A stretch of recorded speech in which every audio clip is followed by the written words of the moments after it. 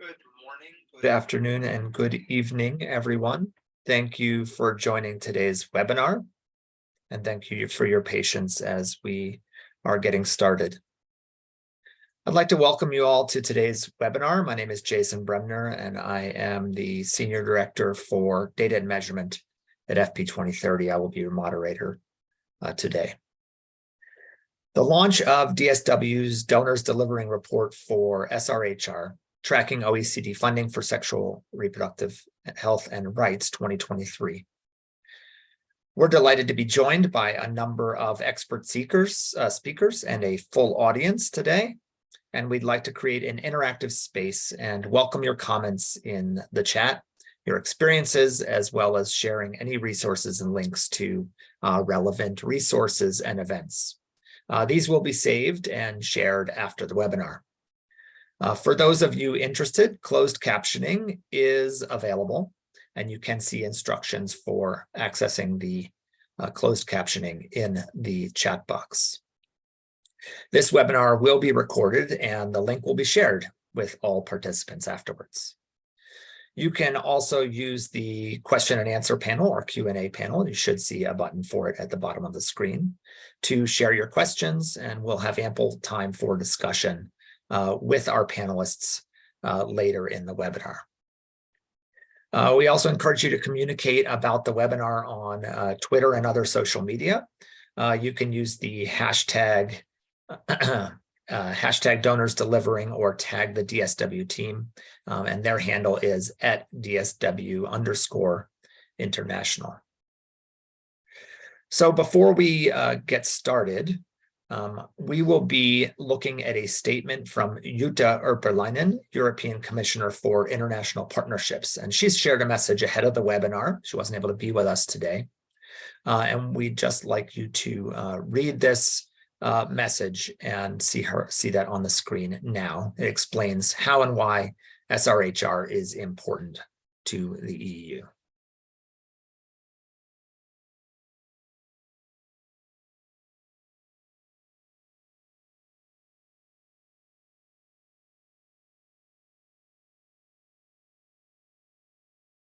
So it's encouraging to see those remarks about the EU's commitment to SRHR and its international cooperation, and that the Donors Delivering Report is an important tool for accountability.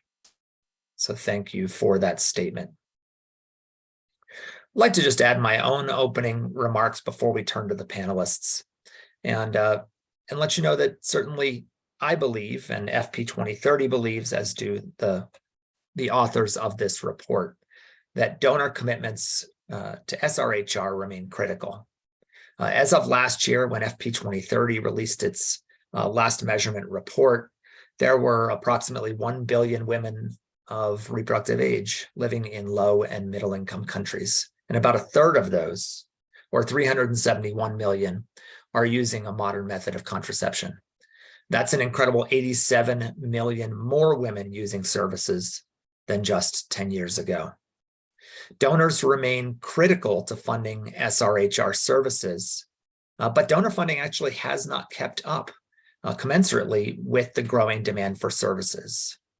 And while we were resilient in the face of COVID-19 and this subsequent economic strain, the inflation, the downturn in economies, the changes in the value of the euro and the US dollar and the pound versus local currencies, all of these are making procuring, transporting, and providing reproductive health supplies and services more expensive than ever.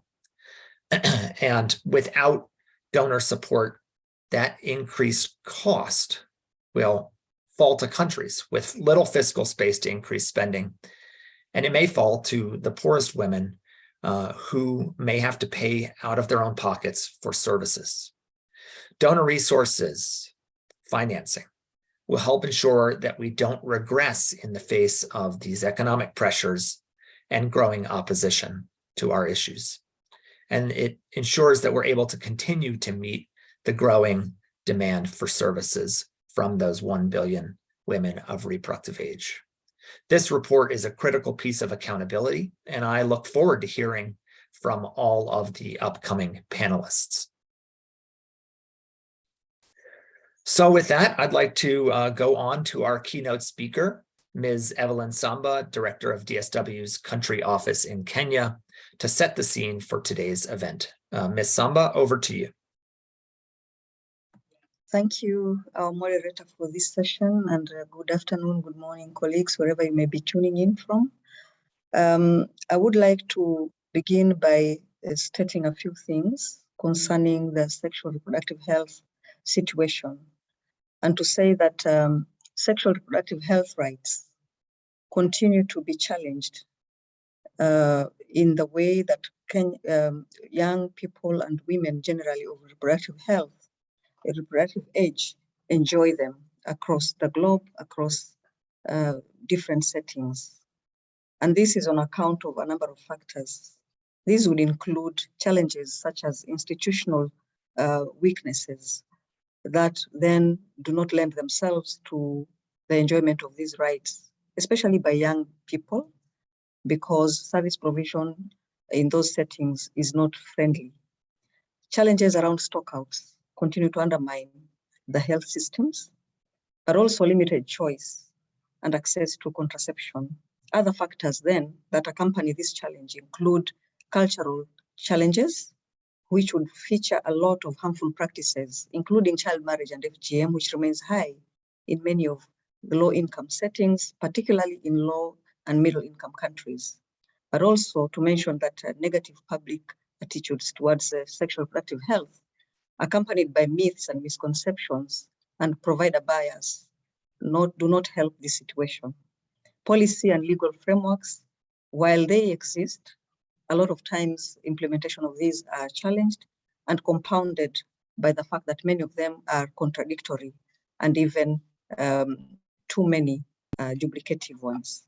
So if we focus on Kenya, whose situation is not different from a lot of countries in sub-Saharan Africa, but also in the low-middle income countries, we realize that for Kenya, the population, for instance, of 33.6% is largely young. So 10 to 24 year olds make up 33.6% of the population. At the same time, we also recognize that this significant age cohort faces many other challenges that undermine their health outcomes. For instance, modern contraception uptake continues to remain at low, at 57%. HIV infections continue to be highest amongst young people of age 15 to 29, where we realize 62% of those infections would, especially the new ones, would be in this age cohort. We're talking about a situation where 12% of health facilities would be able to offer youth-friendly services, largely meaning, therefore, many of these people who would depend on public health service would be experiencing challenges. Unmet need for family planning is at 34%, especially for the 15-year-olds to 20-year-old. 44% would be the knowledge of HIV amongst this age category. But then not to forget that 15% teenage pregnancy is still very high when you consider the age cohort that we're talking about and the size of that population. FGM remains at 15%, and limited condom use and knowledge among young people at 24% continue to compound this problem. So we are looking at a context where we must then acknowledge that for us to continue to sustain the progress that has been made in ensuring access and enjoyment of sexual reproductive health, that support must continue to come from our development partners and other support mechanisms, including other governments, international settings, and all of that. And this would then be the situation that we can say is not necessarily for Kenya only, but for many of the sub-Saharan countries where this situation would be reflected. We want also to then focus a little bit on why this support would continue to be needed even going forward, that there would be an opportunity then for support such as this to strengthen capacities and institutional frameworks in those countries, including Kenya, that policy engagements with governments would then enable prioritization and greater investments of domestic resources by those governments, but also strengthen accountability, especially from the funders or from support mechanisms that would be demanding and asking that really support for sexual reproductive health needs to then be reflective even in the way priorities are being set. So we would then be saying in this conversation today that even as we're talking about donors delivering, these would be some of the things that we'll be asking, that they continue to be present in the sexual reproductive health space, but also that support would then go to strengthen conversations at community levels. Because when we look at the work that DSW has done over the years, and DSW has, together with many other organizations, has really remained on the forefront in ensuring that conversations concerning sexual reproductive health remain top on the agenda. That we have seen when we have invested in empowerment of young people to engage in spaces such as budget making, there has been substantive growth in that area, in the sense that priority then continues to become centered on policy influencing, but also resource allocation towards SRH. That experience such as budget studies and public expenditure tracking, which is equivalent to what we are talking about today around the donor delivering report, where DSW has over the years supported such processes that look into the resources that are being allocated and asking certain questions. What was allocated? How was it used? With what results? Are we talking about investments of resources, and what has changed as a result? Other support would then go towards areas that have been tested by DSW, for instance, building strong advocacy networks amongst young people and strengthening the voice of young people to come to the space where decision-making is happening, but also providing through those networks an opportunity for young people to then, in their own space where they feel safe and confident, to have conversations about their sexuality. Because as we mentioned earlier, that myths and misconceptions about youth sexuality continue to be one of the hindrances to enjoyment of this right.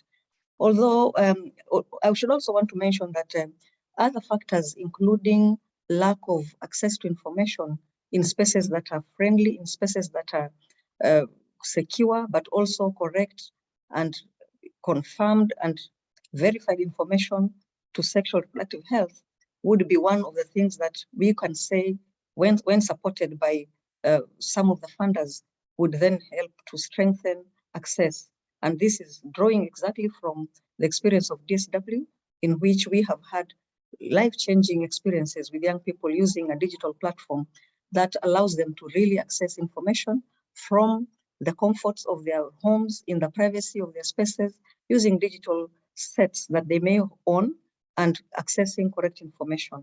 So these are some of the things that have worked and that would be urging to receive particular attention and support from various quarters, so that resources continue to be deployed in that direction. Of course, other practices that we can bring on board from DSW would include the use of peer education as a methodology to bring knowledge and understanding amongst the young people, where we know for a fact that young people feel safer to talk to people of their age mates, to talk to peers who have understanding and who do not judge them.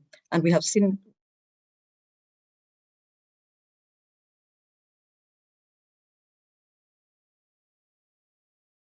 critically supporting the capacity of healthcare workers to be able to provide youth-friendly services is going to go a long way in that direction.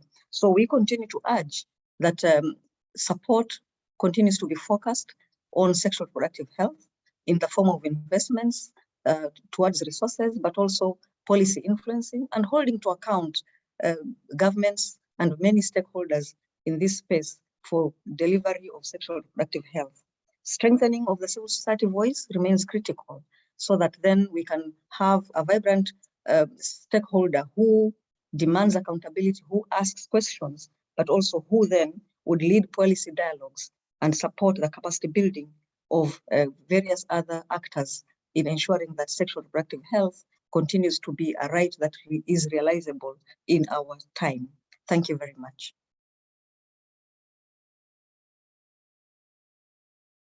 Thank you, Asante sana, Ms. Samba, for those wise remarks.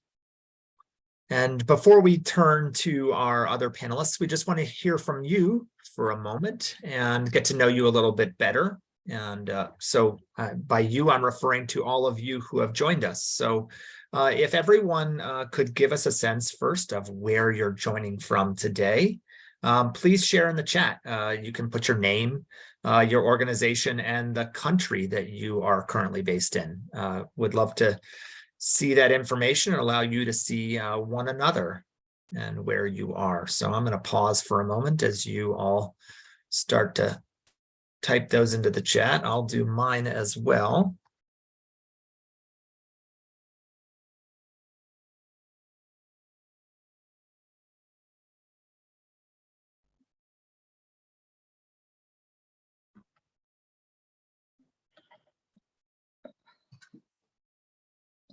Good to see some familiar faces or names. I can't see your faces, as well as some new people that I have never met. Look forward to hearing from you in some of the question and answer later. Okay, so a second question, and this one will attempt to use a poll. And there it is. I'd like you to best describe the organization you're representing. So please go ahead and click on one of these, and I'll do my own as well.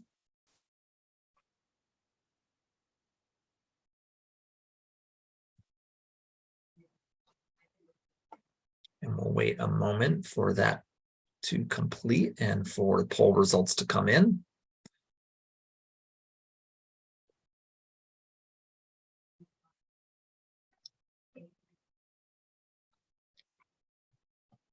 And I see that we have diverse locations from the Philippines. Welcome and good evening. I believe it's quite late in the Philippines. I see partners from Latin America. Great to see you. Lots of partners from Europe and the US. And great, thanks for putting up the poll.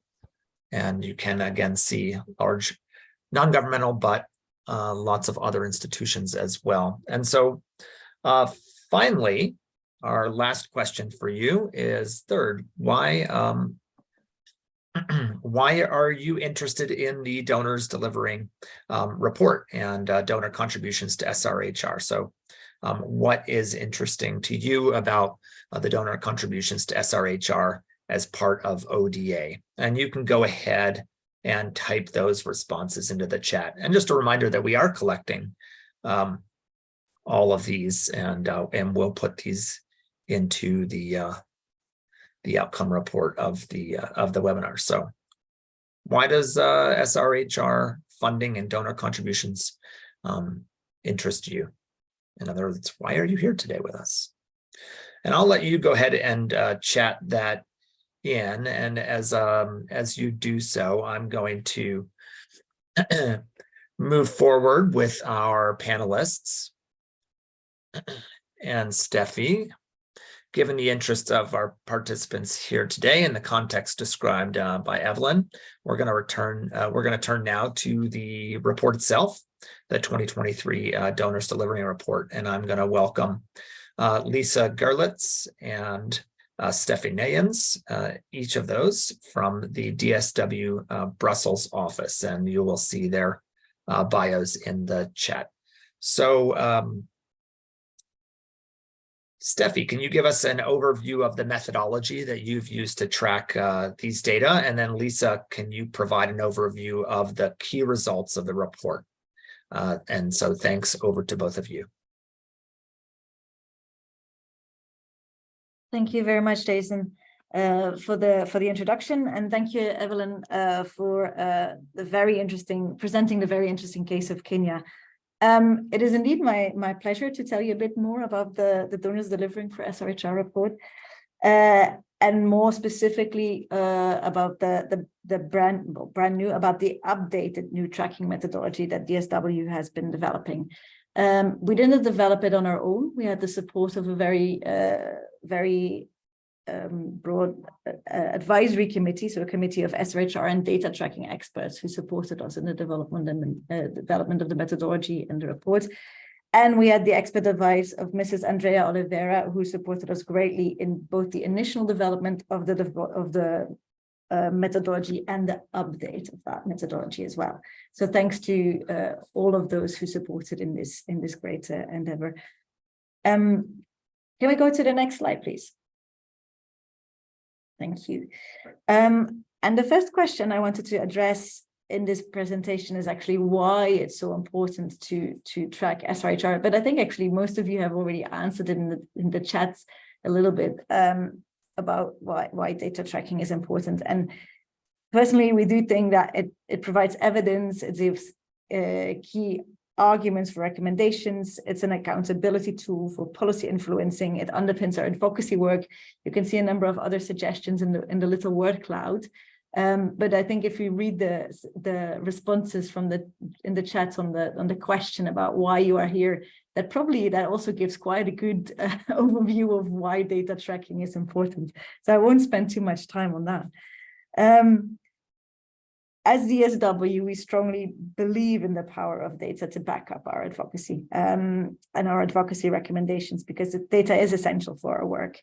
And we do have a long history in financial data tracking. And with Evelyn has mentioned the budget studies that we do at partner country level, so tracking funding for SRHFP at partner country level, but also the tracking donor funding for RMNCH and FP via the long-standing Euro mapping report that we did, and then the follow-up of the Euro mapping report, which is the donors delivering for SRHR report. So there's quite a long ongoing work already. Can we go to the next slide? Thank you. So the follow-up question to why do we want to track is maybe, okay, what then do we want to track? And that question actually became a little bit more easy to answer in 2018, which is when we started actually the development of a new donors delivering methodology. Because back then the Guttmacher Lancet SRHR definition was published, which gave us a whole brand new idea of SRHR, that it was encompassing 4 distinct but intersecting components. So the sexual health, the reproductive health, the reproductive rights, and the sexual and reproductive sexual rights. Apologies.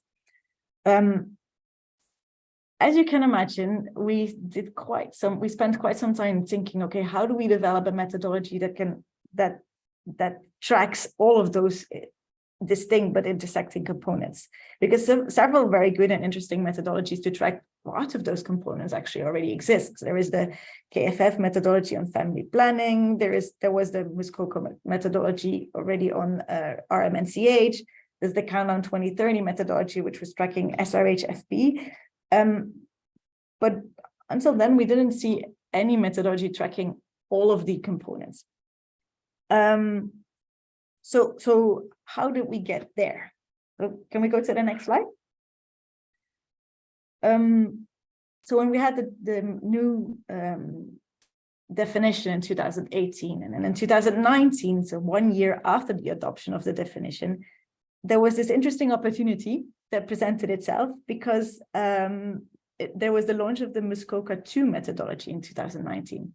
And similar to the first one, it was also tracking RMNCH by using donor reporting to the OECD DAC as a basis. So it departs from what donors officially report to the OECD DAC, based on a list of specific codes, and those codes capture, okay, this project is a code on is code 11.220, so it's about primary education, and this much funding went under that project. So it really captures what funding is going to what topic. So Muskoka 2 selected a few codes that were essential for tracking RMNCH, and you can see the codes list below on the slide. So it has 130, so that's the traditional sexual and reproductive health codes, the population policies, programs, and reproductive health codes, the 130 codes. But it was much broader. There was also a health codes, there was water supply and sanitation that sometimes has aspects of SRHR, general budget support sometimes has aspects from SRHR, and then humanitarian aid also sometimes has those aspects included, which makes this very interesting to look into. The other interesting thing is that the Muskoka 2, we didn't want to track just RMNCH plus the rights aspect. We wanted to track SRHR. So the idea is that we track the reproductive health aspect, the maternal health aspect, and then look into the rights aspect. And that this should capture all the components for sexual and reproductive health and rights. Because we didn't have the codes for rights, we did some analysis of our own, and we had a lot of people to thank for, which I did in the beginning already. But based on that, we came up with some additional codes and some additional percentages under those codes that give an indication of what funding a donor is giving to sexual and reproductive rights. So we had a code on basic education, codes on basic education, codes on government and civil society, and codes on other social infrastructure and services. And that's mostly there. We look at social mitigation of HIV and AIDS. So as a result, it was a set of 33 codes, 27 from Muskoka, 7 additional ones, and percentages that jointly provide an overview of a donor's ODA to SRHR. And we did that for the last 3 years, presenting a report like this. And then we decided that it is time to update the methodology. So can we go to the next slide, please? Thank you. So you might think, okay, you spend a lot of time looking into that methodology and developing it. Why is there a need to update? Because personally, we think it's always good to update and to keep track of things. And if things changes and things have changed, both in the data availability, in the availability, the shape, some CRS codes changed. So it's good to update that. One of the specific examples is that one of the codes on basic life skills for adults, the OECD DAC split it into 2 separate ones. But then we needed to do the analysis again of, okay, which percentage under which code is going to SRHR. So based on all those little changes, we decided it's good to update the methodology. Then again, there was also the changed situation. We just had a COVID-19 pandemic, which triggered a food security and a global health crisis, which had an impact on the ODA spending. And then there were some recommendations also from our data tracking experts, both the advisory committee members and representatives from donor governments, for example, on the percentage that we use for to calculate core contributions to UNFPA, or to account for core contributions to UNFPA. So that, based on that changed situation and the recommendations, we decided, okay, let's update our methodology. So what do we do specifically? We had updated percentages for 14 CRS codes. And it's important to note, as you might remember from the previous slide, we only had 7 additional codes. So we also analyzed a number of the codes which were under Muskoka 2 and did a separate analysis of those, not only looking at reproductive health and maternal and neonatal health spending, but on SRHR spending in general. And then the other point that is quite an important update is that we updated the percentage for core contributions to multilaterals, and especially the percentage for UNFPA. Because it was a general comment in our previous methodology, in the previous donors delivering reports, from both the SRHR advisory, the donors delivering advisory committee members, and from donor government representatives, and from other civil society representatives, that the support, that the percentage that we accounted for as for the percentage of core contributions to UNFPA that we counted as SRHR, that it was too low, although it was based on Muskoka 2. The idea is UNFPA has SRHR at the core of its mandate, and initially we thought let's include 100%. So 100% of core contributions to UNFPA from a donor is calculated as, or is included under SRHR spending. Then we had discussions with UNFPA itself, and basically on those discussions, it became that maybe while that's according to their expertise, some of the project or some of the codes that we used might not be fully SRHR spending. So based on the discussions with UNFPA itself, it was decided which CRS code could be counted in the analysis and which of these codes and how much of these codes could be counted. So that led actually to percentages for UNFPA of over 85% in the last 3 years, which is a considerable increase since the 50 to 52% of the previous donors delivering additions. I realize this is getting a bit too technical, so I'd be very happy also to give it over to Lisa, who will be giving a bit more information about the actual results of the donors delivering and the tracking exercise that we did this year. Yeah, so Lisa, over to you. Thank you, Steffie. And as all of you can imagine, Steffie is the brain behind the report. So I'm very grateful that I get to present the results. And I can actually start on a positive note, because after a significant increase from 2019 to 2020, donors' total SRHR funding continued to increase in 2021. 2021 being the year of last available confirmed data. So the most recent data in the report is from 2021. Could we go to the first slide, please? Total global ODA disbursements to SRHR in 2021 amounted to $12.057 billion, an increase of 1.3% compared to the previous year, but an increase of more than 26% when compared to 2019. 2/3 of donors actually increased their spending, but the overall increase between 2019 and 2021 is largely due to a strong increase of SRHR disbursements by the US government, slightly less than $2 billion, and a number of other strong donors like Canada, Germany, Japan, and the EU institutions. Next slide, please. Let's have a look at where these more than 12 billion of SRHR funding came from. The US accounts for more than 60% of all 2021 SRHR disbursements, making it by far, as usual, the largest SRHR donor, both in absolute terms and in relative terms, with more than 16% of its ODA dedicated to SRHR. It is worth noting that more than half of this US SRHR spending comes from its support to STD control, including HIV and AIDS programs.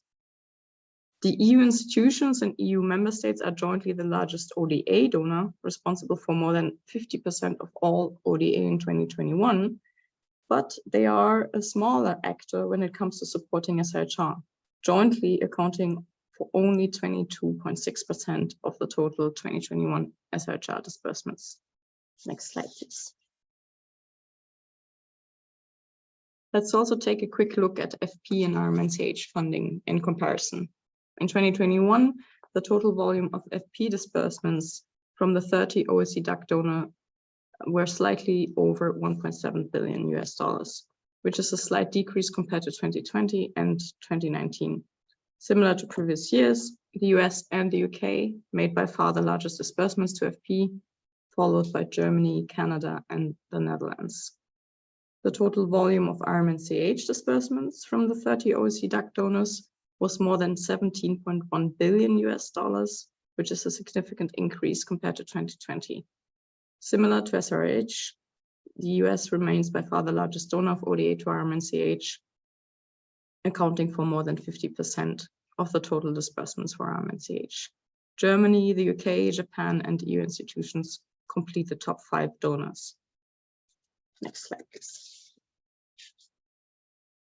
Despite the increase of donors' total funding towards SRHR, the sometimes considerable amounts of SRHR funding often only represent quite a small share of donors' total ODA. So when putting these numbers into perspective, unfortunately, only a disappointing 6.2% of total ODA in 2021 was spent in the area of SRHR. It's worth noting, though, that in 2019, this share was even lower, namely at 5.7%, but it had increased to 6.4% in 2020.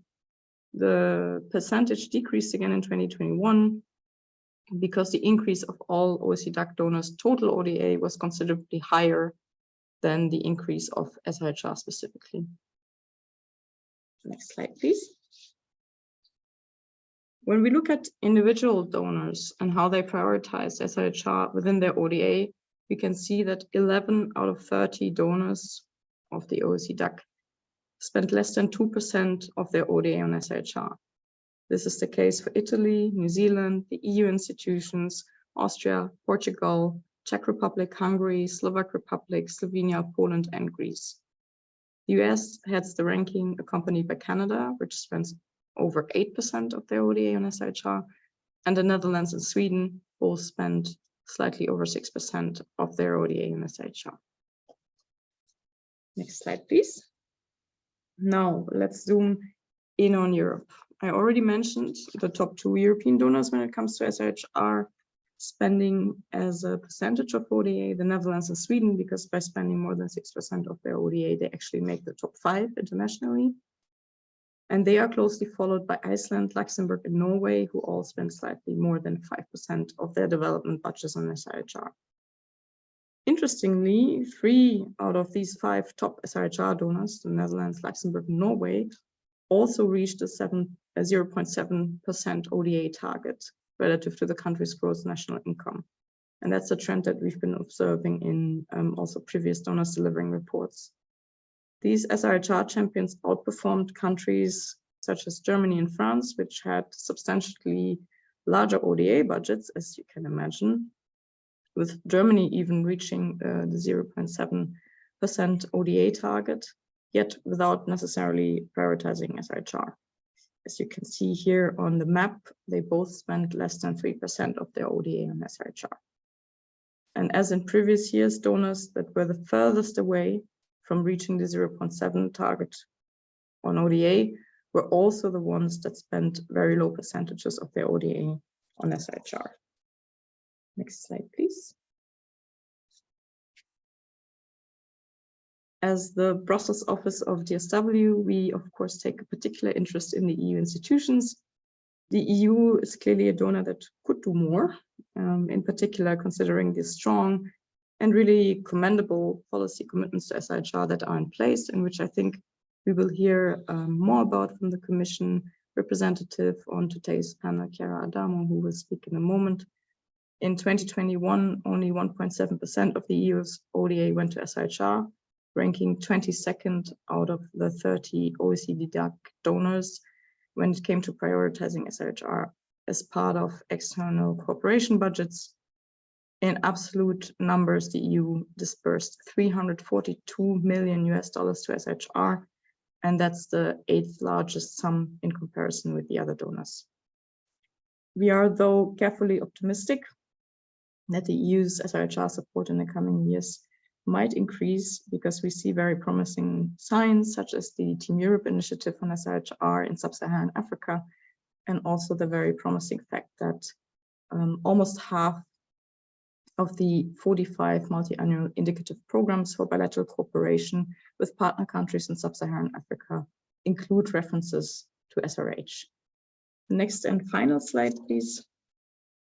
I'll stop here, but just to say that you can find individual country profiles of all the 30 OECD DAC donors in the full report, each including a description of the policy commitments or lack thereof, and the developments of funding trends on SRHR, FP, and RMNCH disbursements for that particular donor from 2019 to 2021. Thank you very much, and back to you, Jason.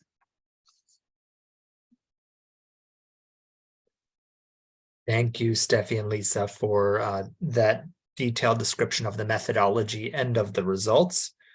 As one of the advisory committee members, I can attest to the rigor that they've brought to the methodology, the discussion that they mentioned both with UNFPA and with other partners, as well as to the writing of the results that you'll find in the report. There's a lot more that you can find in the report than is shown here, and I encourage you all to dive in at a later time. There's a lot of ways that this information can be used as well, and with our next speaker, our next panelist, I'm really happy to introduce one of those.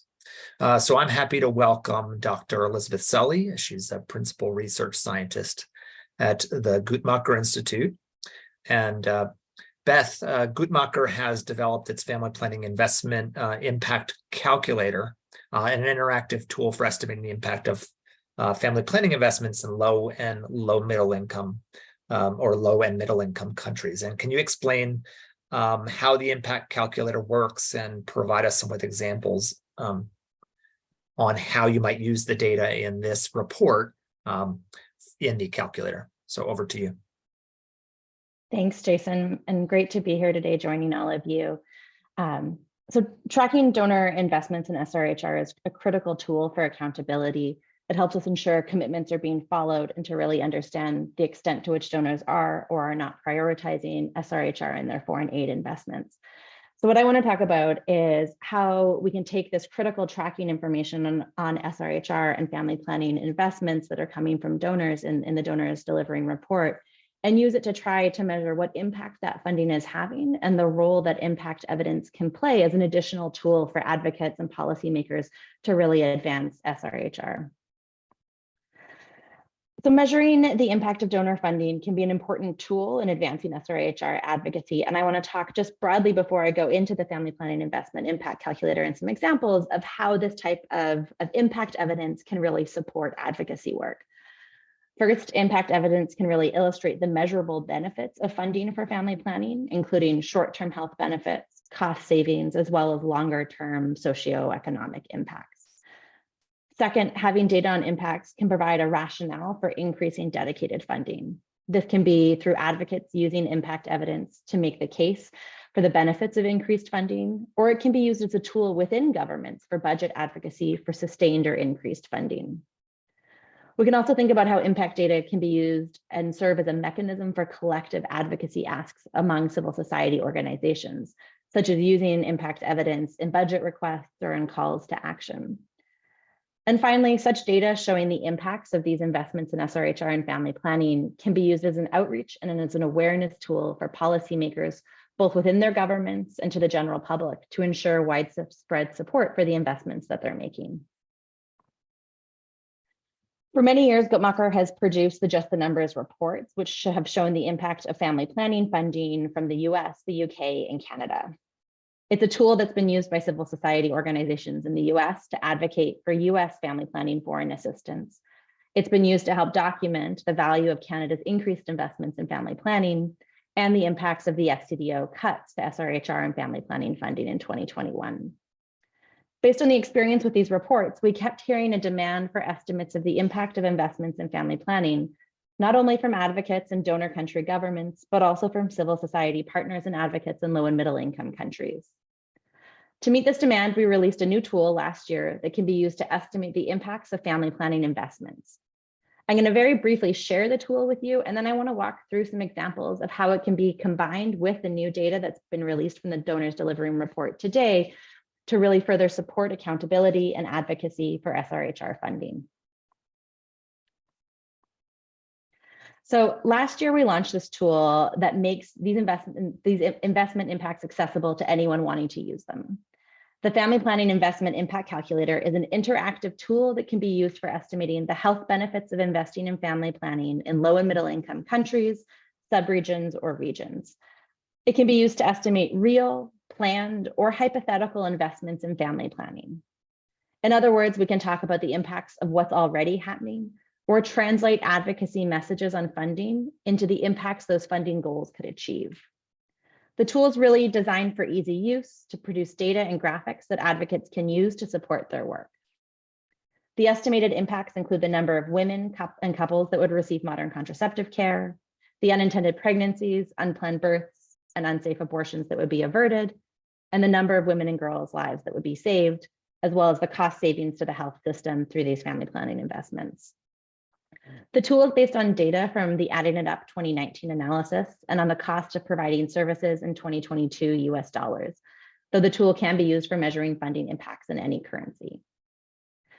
It's a web and mobile friendly tool that allows you to estimate the impact of family planning investments in a country, a sub-region, or a region in any currency you choose. So you can use it for money that's being directed to one country, for funding that goes to multiple recipients, or to measure average impacts for regional or global investments that are being made. So I mentioned earlier, the data come from the Adding It Up 2019 analysis, and that will be updated when the latest Adding It Up report comes out. But Adding It Up broadly assesses the need, impact, and costs of providing sexual and reproductive health services in low and middle income countries. I just want to highlight two limitations to the methodology before I get into the use of the tool, so that they're sort of forefront in your mind as we're talking through some of the impact estimates that we've generated from the donors delivering report. First is the tool is only estimating annual investments. So it's really great for thinking about impacts of funding in a specific fiscal year. So it's really well paired to using with the donors delivering data that's just been released.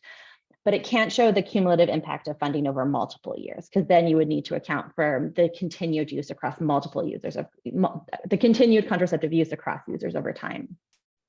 The second limitation I wanted to mention is that the cost of contraceptive services include both the direct service delivery costs. So that's the commodities, drugs, supplies, and personnel needed to provide contraceptive services. It also includes the programs and systems costs necessary to support the health system in providing this care. So the degree to which donor funding does or does not support the overall provision of these services will influence sort of the reliability and precision of these estimates. So the extent to which funding might remain in headquarters of donor institutions or international non-governmental organizations, this tool might slightly overestimate the impact that funding could achieve. So where possible, we recommend that family planning funding used in the calculator be limited to funding that's being dispersed within countries and not necessarily staying within international NGOs or donor institutions themselves. There we go. Oh, so I welcome you to use the tool to estimate impacts of the family planning funding in the donors delivering report that was just launched. But I want to walk through just a few examples to show how you could use this tool for different types of purposes, depending on how you're looking at this data. And as we saw in the chat, people are coming from a lot of different perspectives of how you're approaching this data and how it's useful to your work. And so hopefully some of these scenarios show how you could use this data further on impact evidence. So first, the tool can be used to estimate the impact of current funding levels. So for example, here we wanted to see what the impact was of all of the OECD DAC funding to family planning in 2021. Since the impact calculator is in 2022 dollars, we first adjusted to the 2022 US dollar and then estimated the impact. So for the 1.1 billion 2020 US dollars that was spent across the OECD DAC donors on family planning in 2021, this would result in almost 172 million women and couples receiving modern contraceptive care in low and middle income countries, which in turn would have prevented 60 million unintended pregnancies, 20 million unsafe abortions, and saving just over 54,000 women and girls' lives. So the cumulative amount of this funding for family planning really has a truly transformative impact. We can also use the family planning investment impact calculator to explore potential scenarios of how specific OECD DAC donors' family planning funding may have changed between 2021, the latest year in the report, and 2022. So for example, the EU institutions funding declined from their family planning funding declined from 53 million in 2020 to 36 million in 2021. So we used the calculator to estimate what the impact would be if funding in 2022 had returned to the previously high level that we had last seen in 2020.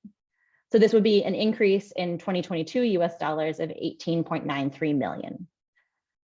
So if the EU institutions increased their family planning funding by this amount in 2022, returning to this previously higher level, this would result in 1.7 million more women and couples receiving modern contraceptive care in low and middle income countries, on top of the impacts already achieved by the funding that they would have spent in 2021. So that would result in 585,000 unintended pregnancies averted, almost 200,000 unsafe abortions averted, and 532 women and girls' lives saved. These graphics on this slide and the earlier one are auto-generated from the calculator, so they can really help you demonstrate the impacts of current or increased investments in family planning.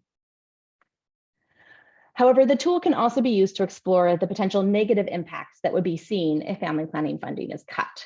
So you can't use the auto-generated graphics since they assume that there is a positive impact of the investment amount being put into the calculator. But you can take the estimates from the tools and interpret them as declines if that's the scenario that you're looking at of funding reductions taking place. So, for example, the Donors Delivering Report shows that Sweden has increased its family planning funding in recent years, going from 58 million in 2020, 48 million in 2020 to 58 million in 2021. However, there are concerns about whether Sweden's commitment to SRHR will be maintained in the years ahead, especially with the country backtracking from its feminist foreign assistance policy. So here we estimated what the impact would be if Sweden had decreased its family planning spending in 2022 to its prior lower 2020 levels. So this would be a decline in 2022 US dollars of 11.6 million. So if Sweden returned to prior lower levels of funding in 2022, this would result in over 1 million fewer women and couples receiving modern contraceptive care in low and middle income countries, which in turn would result in 359,000 more unintended pregnancies, 121,000 more unsafe abortions, and 326 maternal deaths. I noted earlier the calculator assumes all of the funding for family planning went to countries, but we know this isn't always the case, and so these are likely overestimates of impact. However, it can be helpful for a comparative sense of impact across countries or within a country over time. And if there's more information on what share of funding ended up going to countries, this can be applied to the totals in the Donor Delivering Report to get a more precise estimate of the impact of that funding. I also want to note we're only talking about family planning funding, but a much larger share of the total funding being tracked is going to SRHR. And we're at the 5-year anniversary of the Guttmacher Lancet Commission comprehensive definition of SRHR this year. And there's a much larger range of services in which funding is being invested. And we know that the impact from investing in SRHR is much greater than just the impact of investing in family planning alone.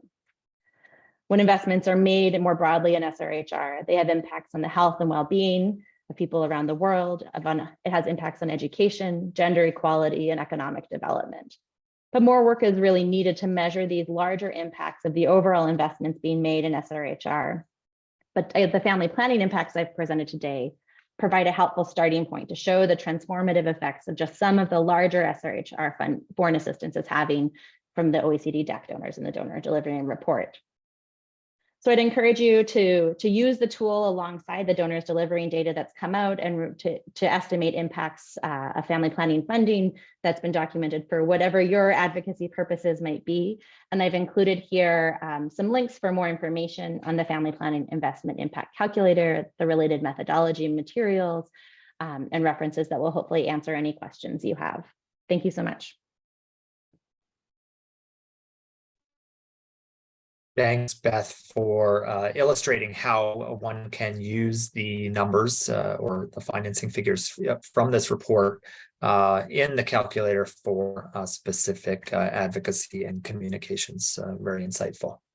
So before we turn to our panelists for questions and answers, we want to turn to 2 additional donor representatives to hear from them about the report. And first, I'm pleased to welcome Chiara Adamo, head of the Unit of Gender Equality, Human Rights, and Democratic Governance from the European Commission. And Chiara, I'm hoping to draw up your video here in just a second.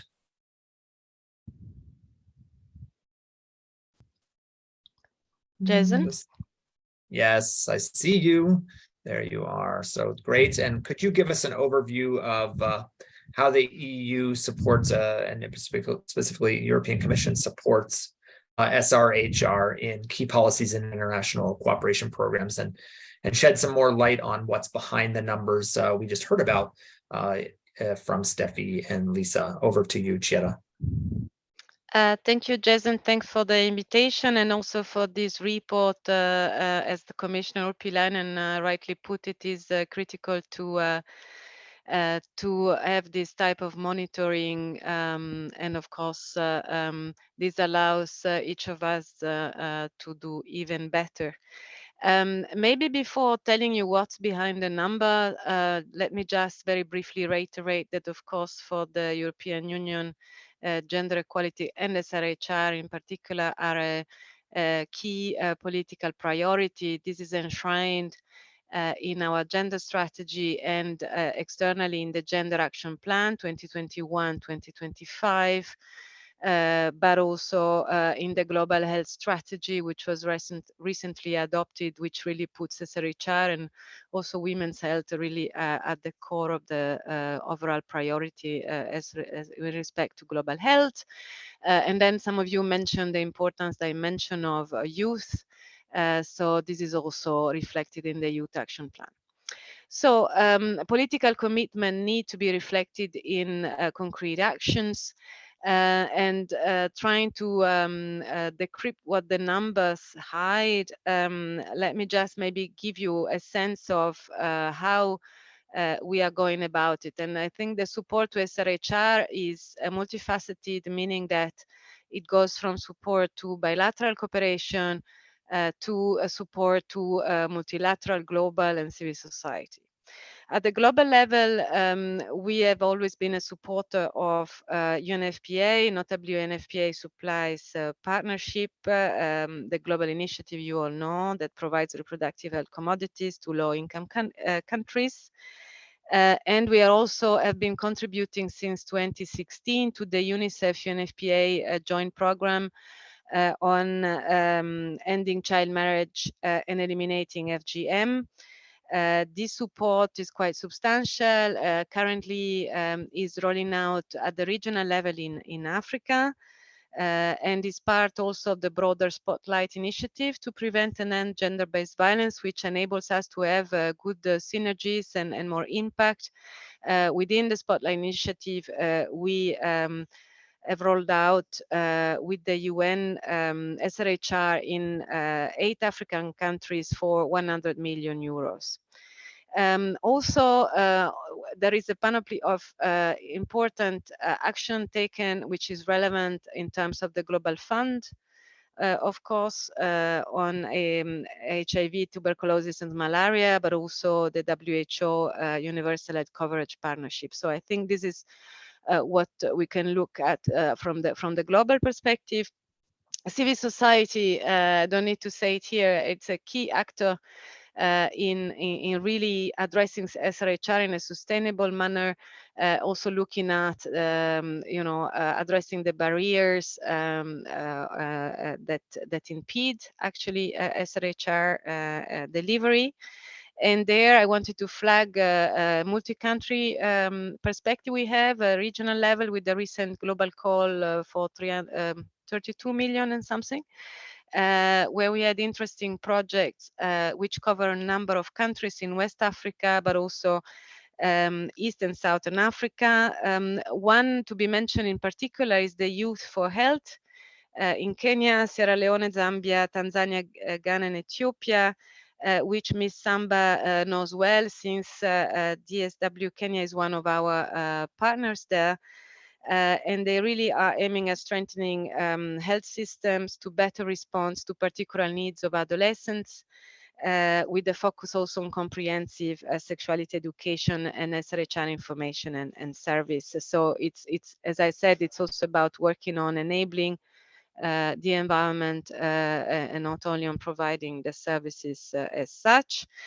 Also interesting for civil society to realize that we have a small thematic envelope in each country, in each delegation, on human rights and on civil society support. Often through that, from Philippines to Costa Rica, we can also we also had a number of support actions on SRHR, from preventing teenage pregnancies to combat HIV, etc. I will cut it short on bilateral programs. You mentioned the figures, but just to mention that essentially every time we have a health envelope in a multi-indicative program in a country, There is a component related to SRHR, maternal health and family planning services. And also something which was not mentioned is that the level of our humanitarian colleagues, the provision of minimum initial service packages is part of the overall supporting crisis situation. To finish, I'd like to mention indeed one big flagship we have at the moment, which is the Team Europe initiative on SRHR in Sub-Saharan Africa, which was launched recently at the International Conference on Public Health in Kigali last December. And this really brings us together with our African partners.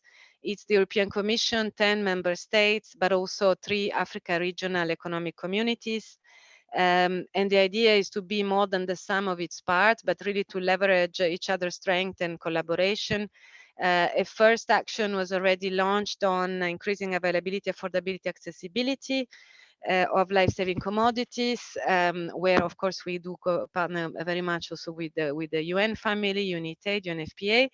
And a second component is under finalization now for another 40 million on reducing harmful practices affecting girls and young women, strengthen advocacy, accountability to really ensure that SRHR needs are met. So for that component, I believe also interesting for you and civil society to be aware and to be part. And to finish, I'd like just to add that of course numbers don't say it all. They are very important, but it's not the all of the story. This is an area which is very sensitive politically, where we really need to continue to bring the issue in terms of political dialogues, human rights dialogues, but also the multilateral arena, and that's what we do. One illustration is, for instance, this debate on the post-Cotonou, which in the end revolves also very much around the SRHR. And that as donors, what is important, and there is a big discussion out there in terms of the current funding landscape and constraints on ODA, what is important is to realize that really we need to exercise additionality. It means that in the end, what we can do is to leverage and catalyze better domestic resource mobilization, because in the end, the governments are those who are and must be in the lead, owning this, really understanding the advantage of investing on human development and including SRHR. So I think the type of studies and also on the impact of all these actions is extremely timely. In September, for instance, at UNGA, there will be discussions around universal health coverage, etc. So we really, I think, will benefit from all this data to make sure that we can together go a bit back on track, I would say, on SDG 3, which really has suffered also in the aftermath of COVID. Thank you. Thank you, Chiara, for providing more detail behind the data to the European Union's investments, as well as focusing on the role that donors play both in those bilateral and multilateral spaces in terms of policy, advocacy, and encouraging partner government investments. So thank you for highlighting those important points. So lastly, from our panelists, we are going to attempt to turn to a video message from Mrs. Caroline Guinness, Belgian Minister for International Cooperation. And Belgium has been one of the driving forces behind the She Decides movement, with both the current Prime Minister and Minister for Development and Cooperation being She Decides champions. Mrs. Guinness will give us an overview of how Belgium is supporting SRHR in its key international policies and programs. So we'll try to turn to that video message now.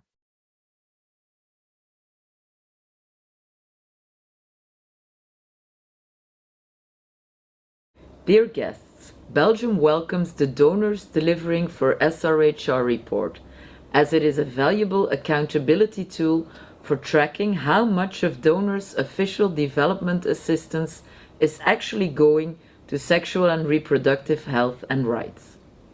I am proud to see that Belgium's support for SRHR, both the total disbursement and the disbursements as a percentage of ODA, have increased from 2019 to 2021, with a peak in 2020. The financial support is in line with Belgium's political commitment. Over the past few years, Belgium has been one of the driving forces behind the She Decides movement. Earlier this year, I had the honor of becoming a She Decides champion. Despite the gains of the past few decades, the rights of women and girls are under increasing pressure worldwide.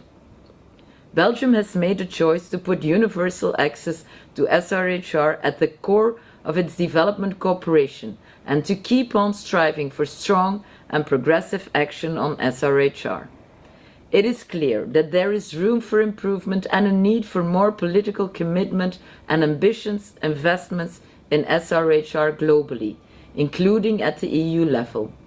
With Belgium taking over the EU presidency in January 2024, we will continue to act on our commitments. We will work towards making sure EU decisions strongly support equitable access to health, following a right-based approach, and uphold sexual and reproductive health and rights. I am proud that Belgium has a strong voice in this matter, and I will continue to stand up for these rights until they are guaranteed. I hope you all will too. Thank you.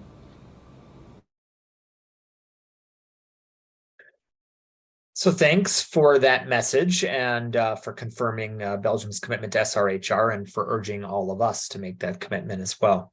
So now at this point, we're going to bring back to the screen all of our panelists, Evelyn, Lisa, Steffie, Beth, and Chiara, for a discussion, questions from all of you. So just a reminder to post any questions in the Q&A pod. I've been also keeping an eye on the chat to post a few there, and don't be shy. We do have about 15 to 20 minutes to answer some of those questions. And so I'm just going to open up the Q&A panel for myself here. So a pretty simple one. I think this one goes to Lisa and Steffie, who've worked on the report. How do people get the report? Is it available digitally, hard copy? Where do they go? Do we have any links that we can share in the chat for that? And what kind of resources are available? Yes, thank you. I think I posted again the link to the report, but it's pretty easy because it has its own website. So it's donorsdelivering.report. So the main report is thought to be mainly digital, but we will print also the 2-page summary of our advocacy for in-person meetings, and everybody's welcome to do so. Of course, we were not planning on having any print copies this year. Thanks, but people can print their own summary piece, and there are also the country sheets and lots of other resources that people can take and use. And so while we have you on, there is a question about the methodology and the availability of that methodology for those who might want to replicate it with specific segments of the data, just maternal and neonatal health. Already have seen there's just the family planning available. What kind of methodology or database do you have that allows people to do more of this? And I pose that maybe to Steffie, since this is a methodology question. Thank you, Jason. Yes, I'll jump in on that question. Thank you very much. I think it's a very interesting question and great that you're looking for additional data because, as we mentioned, data is crucial and important. So the report itself provides data per country as well. So in the country profiles, it provides data per country for SRHR via the donors delivering methodology, for RMNCH via the Muskoka-2 methodology, and for FP via the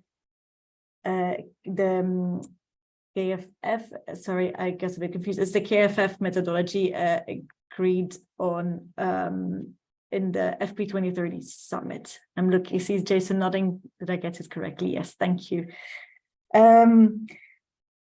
So those data you can find there for every donor separately. In the annexes of the report, you can also find really the overview of all the data. So it consists also the ODA, the total amount of ODA a donor has given in 2019, the data for RMNCH, the data for SRHR, data for FP, the percentages. So that's also included there. For the subsets,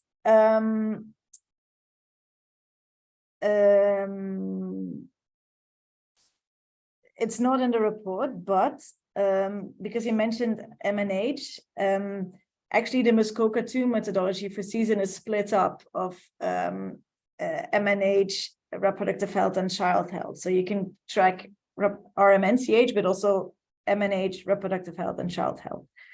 And those percentages are available via the Muskoka 2 report that you can find online. And then if you just simply take a look at the OECD DAC database, the website, the database with all the data, where they have all the overview of all the data, and you look at the CRS codes, you can do the tracking yourself. It takes a bit of time. It depends also whether you want to do it for all donors, whether you want to do it for one specific donor, whether you want to, you can, in theory, you can also do it for one specific donor for one specific country. So that could also be the case. You can simply, just to give an example, you can check what, let's say Belgium, because we heard them last, what Belgium is providing, what funding for MNH Belgium is providing to Peru, for example, based on that methodology. But then I would advise you to read the Muskoka 2 methodology report, because there it has all the detailed information. Voila, and then so that's MNH, reproductive health, and child health. Thank you. Yeah, bye. Thank you, Steffi, for describing a little bit more what's available. So the codes, as well as the percentages. So one can dive a little deeper. It's not easy. Can attest to that there's a lot of work done by the authors of this report to go through that data. Interpretation provides its own challenges. And I think we heard quite well that from both Chiara and Evelyn that a dollar figure does not necessarily illustrate the impact of that, or even some of the specific investments that one might see. So I advise caution in going too deeply into this and then in over-interpreting the information. And so with that, I want to maybe turn a question to Evelyn. We're seeing, sometimes these fluctuations, increases in some accounts like the RMNCH, decreases, slight decreases in family planning, and flat spending on SRHR. But that's sort of at the donor level. What's your perspective on how these fluctuations in ODA or in a particular donor's funding, how they're felt on the ground? Do partner countries such as Kenya notice these large-scale changes in funding that we might see in a report, or do you notice changes from one donor, a decline?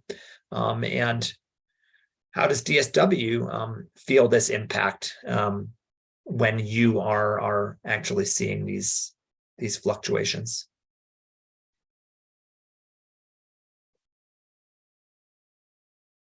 Sorry, you're muted, Evelyn, so I just need to unmute yourself.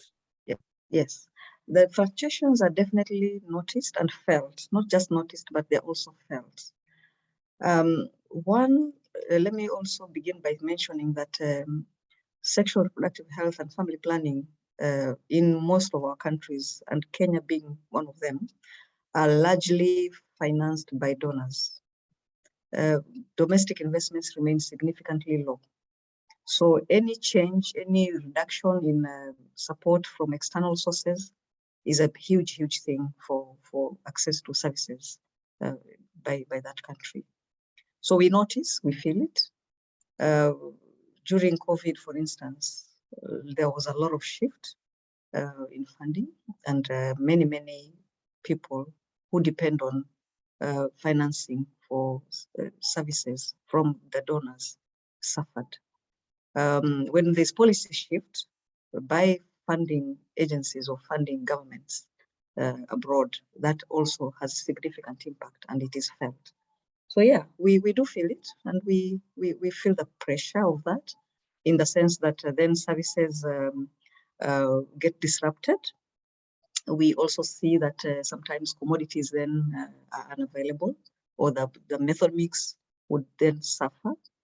But more importantly, also to mention that when such shifts happen, even within the country itself, on account of changing context, for instance, during humanitarian crisis, when there is a drought, for instance, in the country, as it is happening right now in Kenya, priorities will shift domestically, never mind the external one, even domestically. So we have a double tragedy there, that on one hand, at the international level, funding was disrupted or affected. Then domestically, a constraint such as that then goes further to really entrench the problem. For DSW, we feel that impact in the sense that a lot of the work that we do is complementary to what government would be doing. So for instance, when we say that we are supporting a lot of our young people to come to the table as participants in decision-making agendas for resourcing, you'll find that their work becomes harder, that they have to convince a legislator why resources should be given to family planning, which many times remains almost invisible to some of these policymakers, when he's looking at the need to, for instance, respond to people who are dying of famine. So that is the kind of struggle that would happen. Sometimes even resources that are earmarked for training of health workers in, let's say, youth-friendly methodologies would then be reallocated. And when that happens, it has a direct bearing on the kind of services that would be delivered by the health workers in those facilities. It then means for DSW, who are dependent a lot on some instances for the functionality of the health system to be able to do its work, that then we are either called upon to engage more in policy discussions and lobbying and advocacy, or to then begin to see how else can we support that the system is able to continue functioning. Thank you. Thanks, Evelyn, for those insights. Both those on the government itself, sometimes the supplies, the method mix. So there's the impact on women and their choices, and on the advocacy and the other work that DSW can do. So this year's report was relatively optimistic, but I highlighted the challenge of a growing demand for services and thus a need for more resources. And so I'd like to turn the next question to you, Mrs. Adamo, and thinking about the EU institutions, what specifically can be done to allocate for more funding for SRHR? I think someone mentioned, I believe Beth mentioned, some recent shifts in Sweden's policy commitment, particularly the feminist policy, and how realistic is it that we can see greater allocations and positive change in the coming years, given both the political context and opposition that you described, as well as the challenging funding situation with situations like migration, refugees from Ukraine, and other funding priorities. So what can EU institutions do to mitigate a possible decline and actually see a positive outcome? Thank you for the question. No, as I hinted, I think we are at an important juncture. Particularly this year, we have to seize all opportunities to really advocate for the importance of continuing to invest in human development more broadly, and SRHR more particularly. We are going to have the SDG summit in September, and this SDG summit will prepare the summit of the future next year by the UN. I think already a good thing would be to really ensure this is from the UN side a key priorities, and we would be ready, of course, to support that. One of the 12 impact initiatives under the SDG summit is going to be the Spotlight Initiative. This, for instance, gives us already a good hook to see whether we can attract also others to join.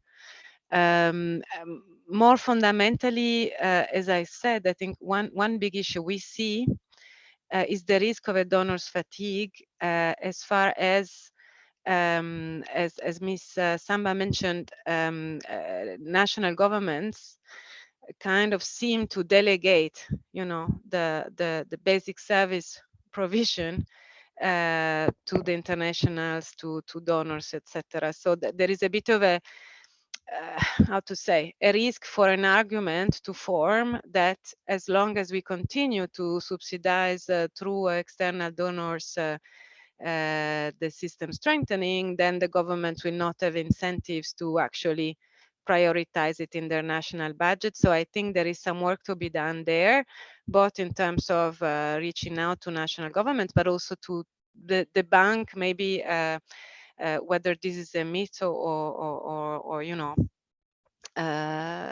so that would be a second point. The third is that we need to use everything we have at our disposal. ODA are probably not enough. We just had last week a summit organized by President Macron on financing, looking at the broader issue of debt distress of some of these countries, which has been compounded by what you mentioned, the COVID, the really bleak economic outlook. So, also at the EU level, more broadly supporting an international move towards alleviation of debts in a more significant way could then allow maybe this, to really go back in terms of domestic resource mobilization, and that has a positive effect on all the rest. So I think from the micro to the macro, what is also interesting is what you put forward in terms of impact, because the demographic trend and the figures we have, I think, make it a very obvious case for the need to invest. But so that is also maybe your contribution. Thank you for those insights, both from the sort of multilateral and the policy spaces, debt relief, to advocating with governments that they keep this as a domestic priority. Just a moment left, and so Beth, just want to quickly turn to you, talking about numbers and their impacts. I know this community relies heavily on Guttmacher, both this impact tool, but also adding it up. When can we expect a next adding it up report? I know I'm putting you on the spot since you are one of the principal authors of that report. We are hoping to have that released early in 2024. So estimates coming out soon, updating prior data and some other sort of materials coming out specifically on the adolescent adding it up report, as well as some new work on more detailed information on our abortion estimates that are within adding it up. So a few more products coming out alongside sort of what everyone traditionally expects, but early 2024, and we'll keep everyone up to date as we get a more exact time point for when that's going to come out.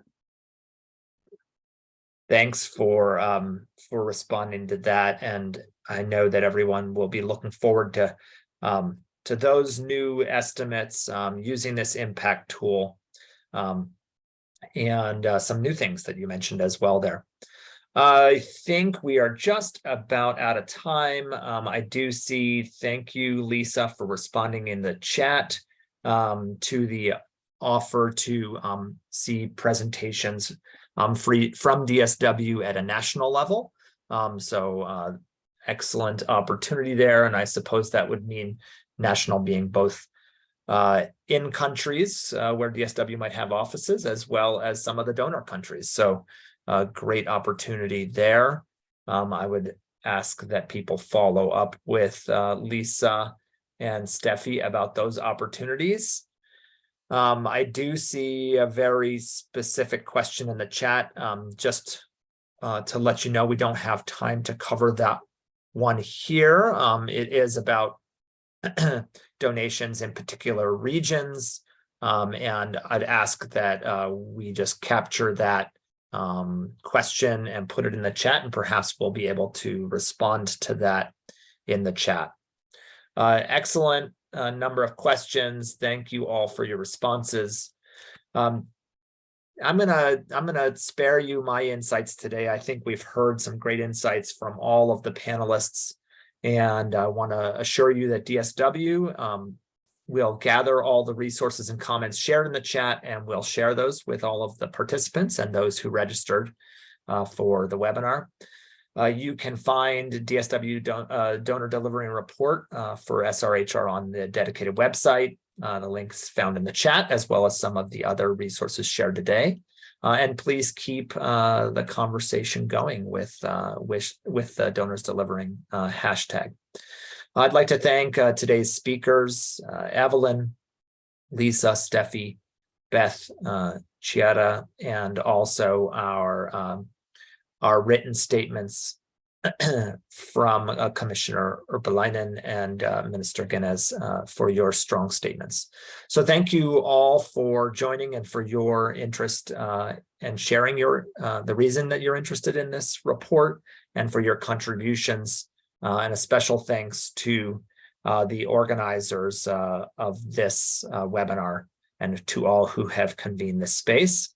I really appreciate it. And as a member of the advisory committee, I can assure you that we all work to coordinate these different reports, and are working to continue to improve the information on donor financing that is available to you on SRHR, family planning, reproductive, maternal, neonatal health. So thank you all. Thank you, Jason. Yes, thanks. Thank you, and bye-bye. Thank you. Bye-bye.